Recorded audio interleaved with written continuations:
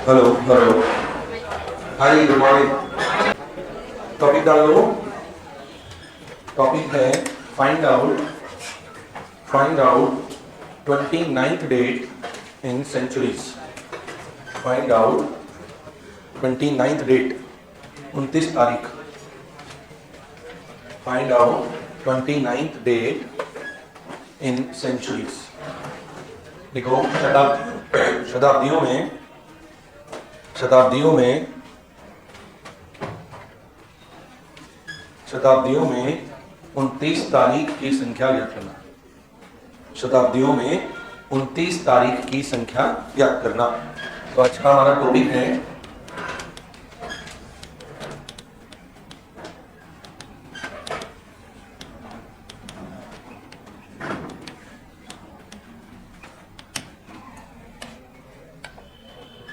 हाँ जी, सुनो। आपको पता होगा कि जो नॉर्मल ईयर होता है, उस नॉर्मल ईयर में टोटल 12 महीने होते हैं, याद है आपको? लेकिन लीप ईयर में 12। अब एक बात बताओ, अगर नॉर्मल ईयर की बात करें तो नॉर्मल ईयर में केवल 11 बार ही 29 तारीख आती है। फरवरी महीने को अगर छोड़ दें तो बाकी प्रत्येक महीने में क्या होगी? 29 तारीख आएगी। और अगर लीप ईयर की बात करें तो पूरे 12 महीने में आएगी। तो अगर हम बात करें, कोई बात नहीं, 29th date in normal year, ठीक है? तो ये कितनी बार होगी? 11 टाइम्स। और 29th डेट इन लीप ईयर 12 टाइम्स। ठीक है क्या? अब एक बात बताओ, जैसे मान लो हम बात करें 100 साल की, 100 ईयर्स, ठीक है? तो मान लेते हैं कि ये सारे के सारे जो ईयर हैं ये नॉर्मल है। क्या है? नॉर्मल। तो एक नॉर्मल ईयर होता तो 11 बार होता, तो 100 में कितने हो जाते? 1100। सही है क्या? अगर एक नॉर्मल ईयर की बात करते तो 11, तो 100 में कितने हो गए? 1100। अब हमें ये पता है कि 100 साल में लीप ईयर भी तो आएंगे, और प्रत्येक लीप ईयर में एक 29 तारीख बढ़ जाएगी। तो यहाँ कितना ऐड करेंगे? 24। ये समझ में आ गया आपको? 24 क्यों ऐड किया? तो टोटल हो गया 1124। चल आगे बढ़ते हैं। 200 साल 2248, 300 साल 3372, और 400 साल में 4457। आगे और नॉर्मल सी बातें सुनो। चाप लो। हमने पढ़ रखा है पहले 100 ईयर्स में कितने लीप ईयर होते हैं, तो हमने पढ़ा था 24, है ना? तो उसी के हिसाब से हमने कैलकुलेशन की है। तो 1124 बार तो 100 साल में 29 तारीख आएगी। अगर 200 साल की बात करें तो बोलो 2248। 300 की बात करें तो, चलो अब आपसे एक प्रश्न पूछ लिया जाए, ध्यान से सुनो। लिख लिया गया? चलो क्वेश्चन लिखो। How many 29 dates will come? How many 29th dates will come in 673 years? 673। हाँ, हमें समझ गया भावना। 600 लिख लिया होगा आपने, कोई बात नहीं। 673 ईयर्स। सॉल्व करो। अच्छा, हिंदी में लिखो। 673 वर्षों में 673 वर्षों में कुल कितनी बार 29 तारीख आएगी?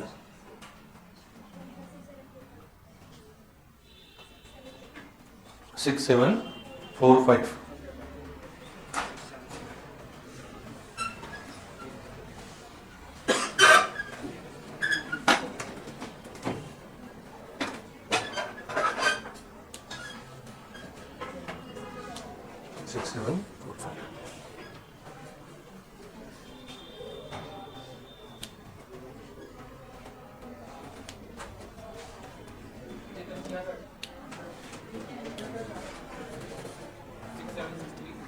6763।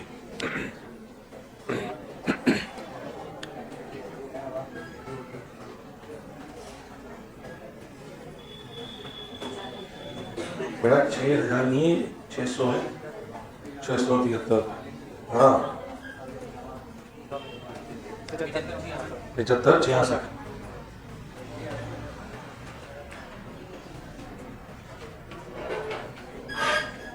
मैडम हेलो मैडम, ये तो 400 का हो गया, ये 200 का हो गया। 73 डेज कहाँ गया कहाँ गया? वही तो कैसे करेंगे?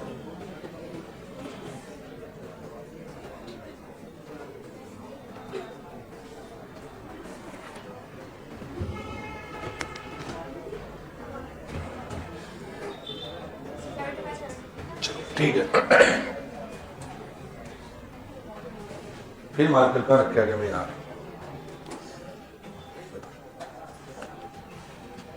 चलो उधर ध्यान दो, कितने साल हैं? 673। 673 ठीक है क्या? अब एक बात बताओ, अगर ये सारे नॉर्मल ईयर होते तो मल्टीप्लाई बाई 11 तो होता ही होता। बोलो होता कि नहीं? करो मल्टीप्लाई करो।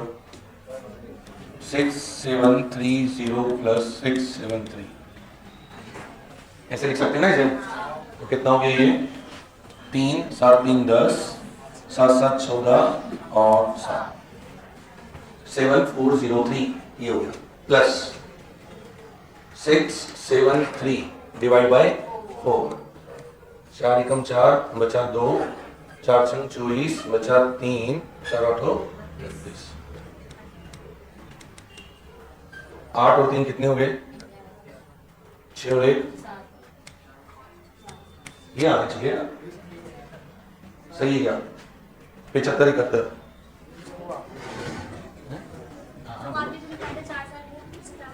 कौन से 4 साल? वैसे भी करके देख लेते हैं। आपने क्या था? यहाँ 66 साल था तो मैंने गड़बड़ कर दी क्या?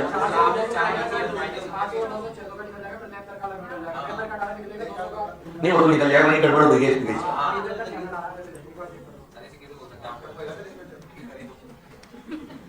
सुनो यहाँ कुछ होगा क्या भाई?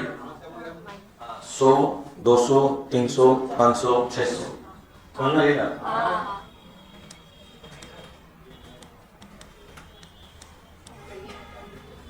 क्यों कम किया ये 5? क्योंकि आंसर कितना लाना था? 75 66। अरे बात बताओ कहाँ गए? 168 टोटल क्या निकले? बोलो लीप ईयर, लेकिन 100 200 300 100 200 300 500 600 5 साल तो घटानी पड़ेगी ना, तो हमें यहाँ पर 5 ठीक है। एक तरीका तो ये है। दूसरा तरीका क्या है देखो, 400 प्लस 200 प्लस 73, इसके कितने हो गए?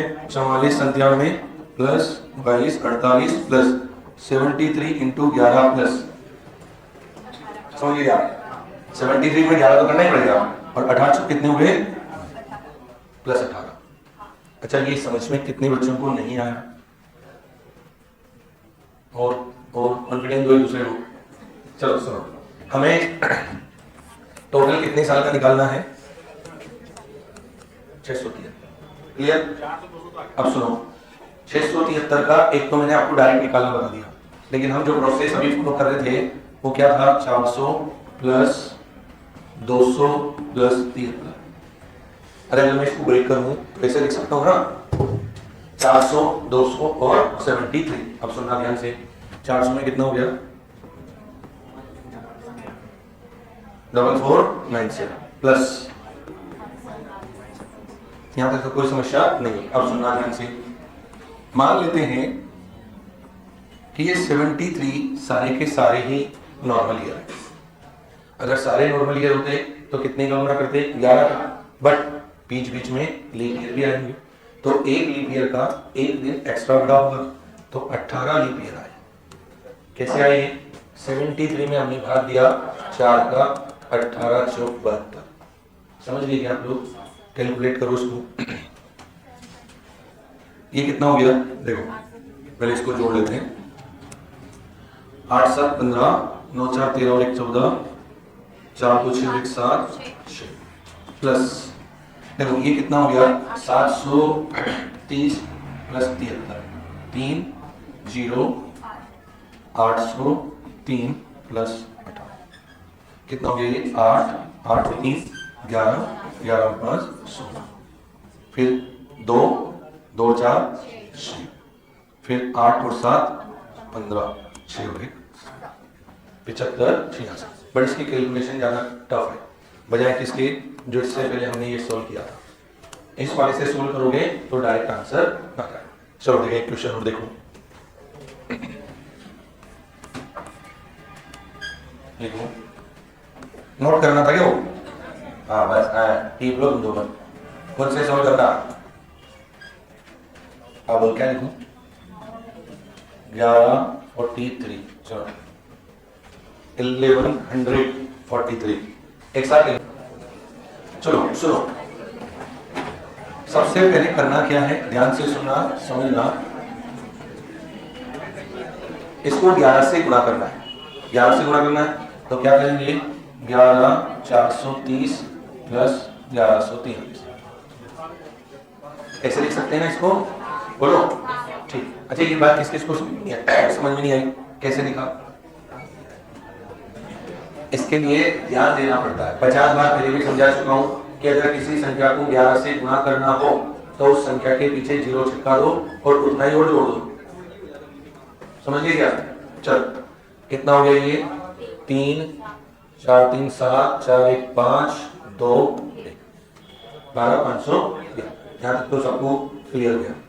अब 1143 में 4 का भाग देंगे क्योंकि हमने अभी तक तो इसको किसके हिसाब से सुन किया है नॉर्मल ईयर के हिसाब से। अब हमें लीप ईयर बीच में जोड़ दें 4 से भाग दो 4 गुना 8 बचे 3 32 बचे 2 5 200 माइनस 9 9 माइनस करने पड़ेंगे है ना 100 200 300 5 6 7 9 10 करो ये आ जाएगा 274 76 है ना ठीक है प्लस 276 6 और 3 7 और 7 5 2 7 और 1 8 2 ये आंसर बिल्कुल सही है 12 8 4 9 कितने बच्चों का ये आंसर नहीं आया ना समझना क्या मैं? अच्छा आप दूसरे तरीके से सॉल्व कर रहे हो तो भी कर सकते हो सकता है कैलकुलेशन थोड़ी लेनी हो जाए कैसे 400 इंटू 3 1200 लेकिन 1200 तो ज्यादा हो जाएंगे तो फिर मुझे क्या करना पड़ेगा सुनो बहुत सारे क्या कर रहे हैं ज्यादा आगे जा रहे हैं ज्यादा आगे तो अपने को पता है ज्यादा आगे जाना भी एक प्रकार का बहुत बड़ा नुकसान है क्योंकि क्या होगा अगर आप 400 इंटू 3 करके 1200 तक पहुंचाओगे बिल्कुल सही फिर आपका दिमाग कहेगा कि काम इसमें से 57 माइनस कर देते हैं लेकिन आप इस 400 के मल्टीप्लाई में जो 1200 आया उसका अगर एक माइनस करना भूल गए तो आपका ये आंसर आएगा 12850 इसलिए आगे मत जाओ पीछे रहो आप तो कितना हो गया ये 800 फिर 300 फिर 43 ऐसे भी शुरू कर सकते हो कितना हो जाएगा 4497 into 2 plus 3372 plus 43 into 11 plus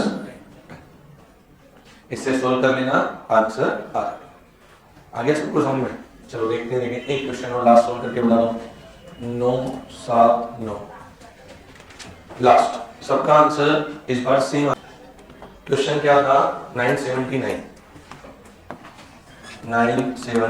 तो क्या हो जाएगा 9790 प्लस 979 ठीक है जोड़ दो 9 9 7 16 9 7 16 1 17 9 1 10 ये तो हो गया प्लस 979 डिवाइड बाई 4 4 गुना 8 बचा 1 4 चौक 16 बचा 1 4 चौक 16 ठीक है 244 माइनस 7 घटा दो 7 कितना गया ये 2 3 7 सही है क्या अब क्या करूं 2 3 7 9 और 7 16 6 1 6 3 9 1 10 0 1 7 2 9 1 10 0 1 1 1 11 0 0 ये आंसर है अभी भी कोई डाउट है क्या?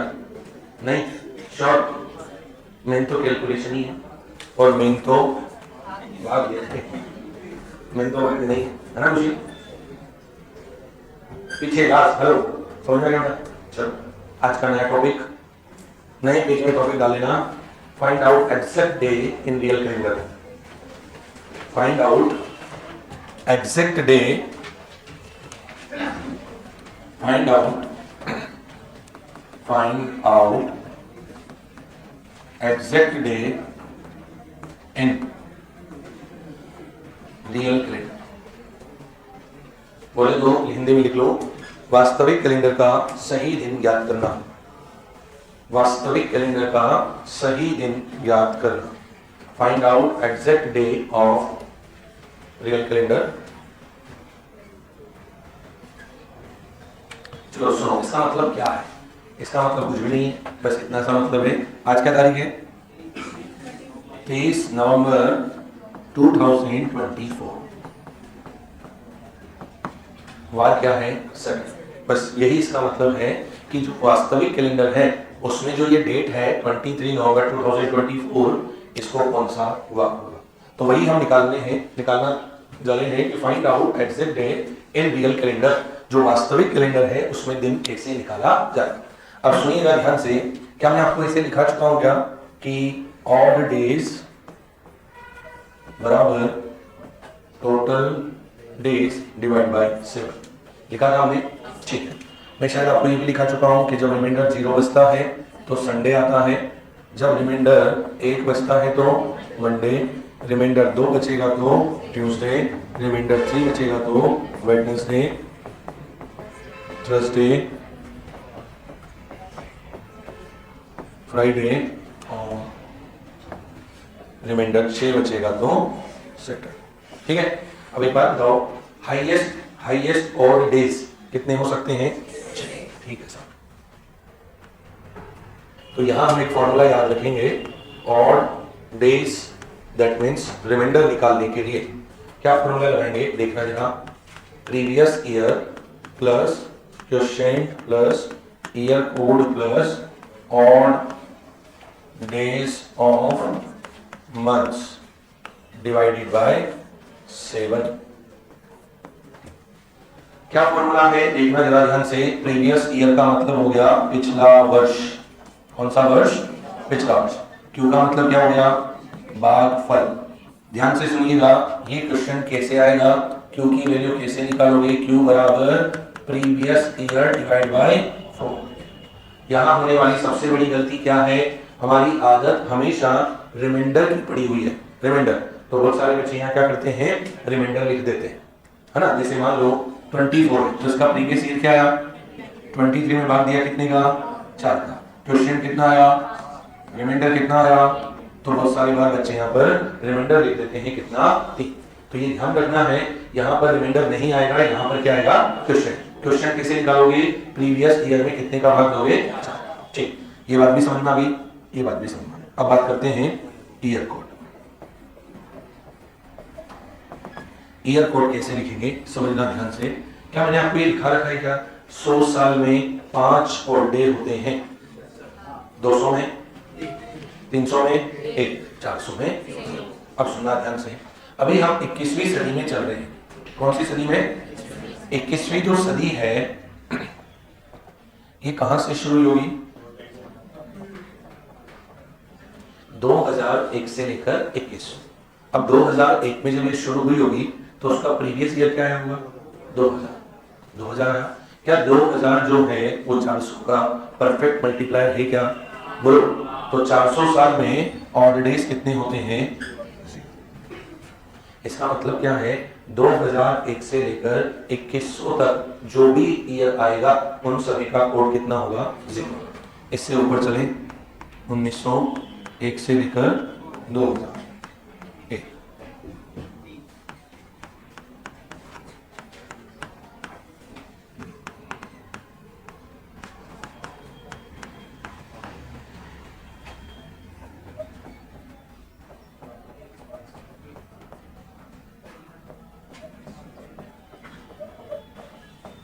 ऐसे चलेगा ये 5310 5310 5310 ऐसे कंटिन्यू चलिए। अब सुनिएगा ध्यान से, ईयर कोड भी आपको समझ में आ गया। अब लास्ट हमारा बचा डेज ऑफ मंथ। ये तो मैं पहले लिखा चुका हूँ, जनवरी में 3 होते हैं, फरवरी में 0, ये थी नॉर्मल ईयर है 2 और लीप ईयर 2 1। चलो क्वेश्चन सॉल्व करते हैं। क्वेश्चन हमारे पास ये था कि हमें तारीख दी गई थी। तारीख क्या थी, क्या तारीख है? 23 है, 24 है, 23 23 नवंबर 2024। अच्छा क्या बार आना चाहिए बोलो? सेकंड। सॉल्व करते हैं। प्रीवियस ईयर क्या होगा? 23 प्लस क्वेश्चन कितना होगा प्लस ईयर कोड कितना होगा?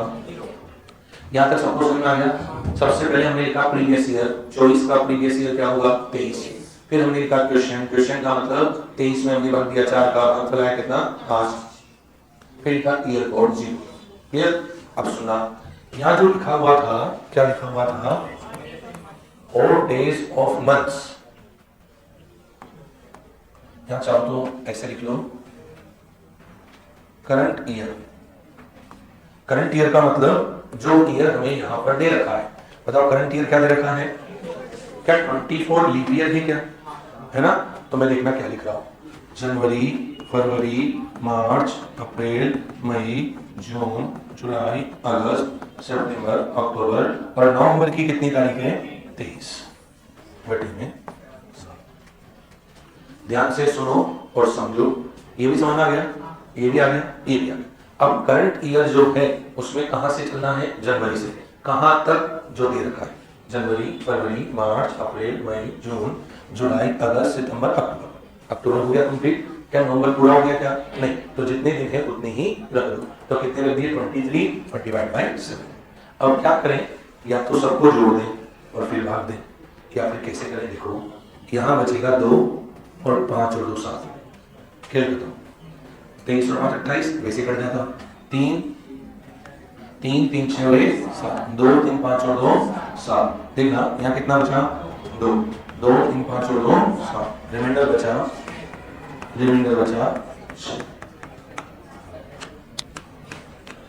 अगर रिमाइंडर 6 बचे तो क्या आता है? Saturday.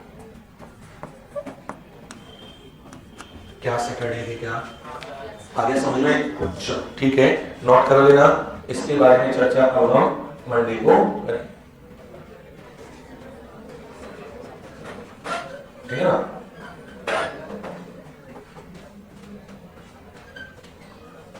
Okay, thank you so much.